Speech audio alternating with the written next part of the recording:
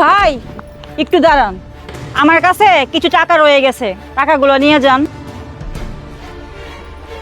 আফা একটা কথা বুঝলাম না, আমরা বললাম চোর ছিনতাইকারী, আমরা আপনার ব্যাগ নিয়ে গেছি গা, এখন আপনি বলতেছেন টাকাটাও নিয়ে যাইতে, ঘটনাটা তো কিছুই বুঝলাম না। ভাই আমি এত কিছু বলতে পারবো না, আপনাদেরকে বলতেছি টাকাগুলো নেওয়ার জন্য নিয়ে যান।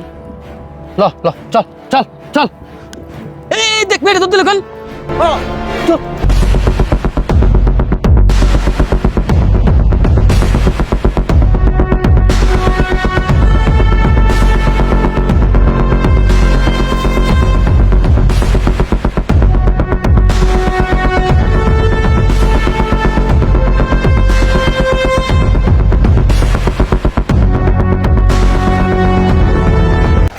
ছাড়েন আমাকে, ছাড়েন, আমি মরতে চাই, আমি বাঁচতে চাই না, আমাকে ছাড়েন, আমি মরতে চাই, আমি বাঁচতে চাই না।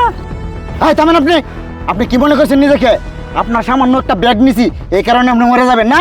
মরে আমাদেরকে ফাঁসাইতেন, টাকাটি তো আপনি ইচ্ছা করে দিয়েছেন, আর এখন আপনি এর থেকে পরে মরে যায় আমরা ফাঁসাই দিতেন না? এই শুনেন, আমরা কিন্তু খুনি না, বুঝছেন?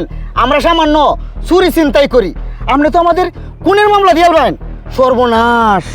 না ভাই, আমি আপনাদেরকে ফাঁসাইতে চাই না, আমি নিজের থেকেই মরতে চাই। এই আপনি কি পাগল হয়ে গেছেন? নিজে থেকে কেউ কি মরতে চায়? আপনি কেন মরতে চান আমার কাছে একটু খুলে বলেন তো। ভাই আমি কেন মরতে চাই তাহলে শুনেন। আমি গত 2 বছর আগে আমার বাবা মা অবাধ্য হয়ে আমি একটি ছেলেকে ভালোবেসে বিয়ে করেছিলাম। 1.5 বছর আমার সংসার খুব ভালোই চলছে, কিন্তু এই 6 মাস আগে আমার স্বামী অন্য একটা মেয়ের সাথে সম্পর্ক করে। তারপর থেকে শুরু হলো আমার উপরে অত্যাচার, আমাকে ঘুমাইতে দেয় না, ঠিক মতো খেতে দেয় না, অনেক মারধর করে আমাকে। আর এই মারধর সহ্য করতে না পেরে আমি আজকে আসছিলাম মরতে, কিন্তু আপনারা দুইজন আমাকে মরতে দিলেন না। সরেন সরেন, আমাকে মরতে দেন, আমি বাঁচতে চাই না। এই থামেন থামেন, আপনি মরবেন ভালো কথা, আমার কথাটা আগে শুনে লন। এই শুনেন, আপনাকে আপনার স্বামী অত্যাচার করে, মানলাম আপনার স্বামী আপনাকে অত্যাচার করতেছে, কিন্তু আপনি তো ইচ্ছে করলে আপনার বাবার বাড়িতে যাইতে পারতেন, আপনার বাবার বাড়িতে কেন গেলেন না? ভাই আজকে আমি এখানে মরতে আসার আগে বাবার বাড়িতে যেতে চেয়েছিলাম। এই আপনি বাবার বাড়িতে যাইতে চাইছিলেন, কিন্তু যান নাই কেন?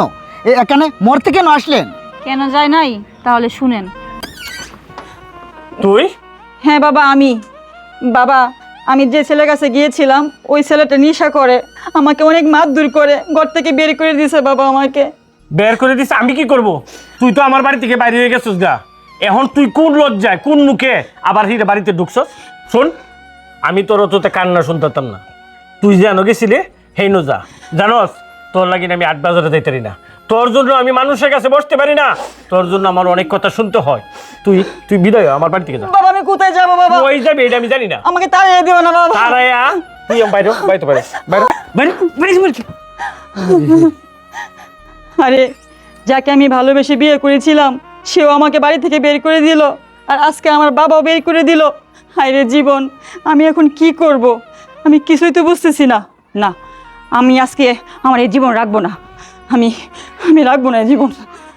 ভাই এবার শুনলেন তো? হ্যাঁ, আপনার সব কথাই শুনলাম, আপনার কথাগুলি শুনে অনেক কষ্ট লাগতেছে। আসলে কি জানেন, আপনার মতো আমার একটা বোন ছিল, আমার বোনটা ছোটোবেলায় গাড়ি অ্যাক্সিডেন্টে মারা গেছে, আর আমরা দুজন হলাম চাচাতো ভাই, আমরা দুজন এই চুরি চিন্তাই করেই খাই। আজকে থেকে নিয়ত করছি আমরা দুজন আর চুরি চিন্তাই করব না।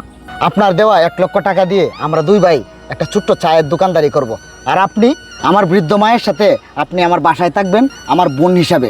বোন, আর কোনো কথা বলবেন না, এক্ষুনি এই মুহূর্তেই আমার বাসায় চলেন, আমরা এক্ষুনি চলে যাব, চলেন। ঠিক আছে। আজকে থেকে আপনি আমাদের বোন।